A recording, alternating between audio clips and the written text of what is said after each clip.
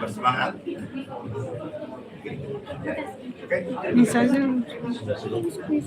Português.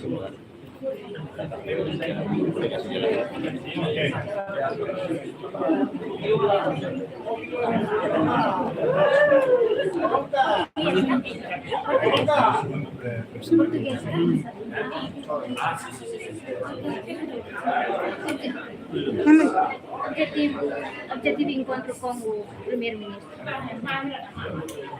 Objetivo, qual foi o objetivo? Desde já, olá Timor-Leste, olá a todos.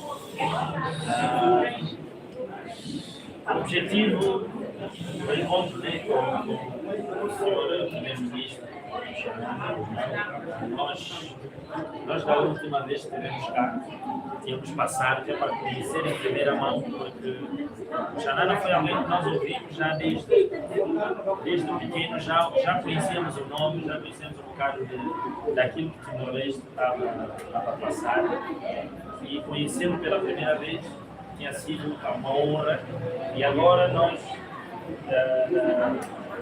pela segunda vez, né, aqui em Timor-Leste, não podíamos faltar vir cá, deixar um cumprimento e receber, digamos, as honras, boa sorte, né, para o festival Tassi Fest.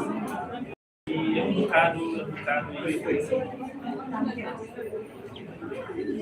Qual é a preparação da tua performance aí, Laura? Como é que foi a vossa preparação para este projeto? Nós tivemos que organizar bem a nossa agenda para estar aqui estes dias. Não é fácil, mas todas as vezes que a gente vem, sentimos muito felizes porque queremos manter essa ligação bonita com o Timor. Então, tivemos que organizar e preparar um show diferente do ano de 2 anos atrás, e esperamos que as pessoas compareçam todas. Vamos estar amanhã, dia 30. O nosso show vai ser amanhã, dia 30. Mas todos esses dias tem show. Então aproveitem, vão se divertir, levem a família. Tassi Fest é um festival e um lugar para todas as cidades, todas as pessoas. Kalema de presença Bahia Tassi Fest pada na local com essa serena esperança Bahia futuro. É a segunda vez que vocês estão aqui no Tassi Fest. Quais são as vossas esperanças? Expectativas para o futuro? Expectativas. O Tassi Fest é um festival que nós vimos que é super importante para Timor-Leste, para a cultura de Timor-Leste, para os artistas locais não só.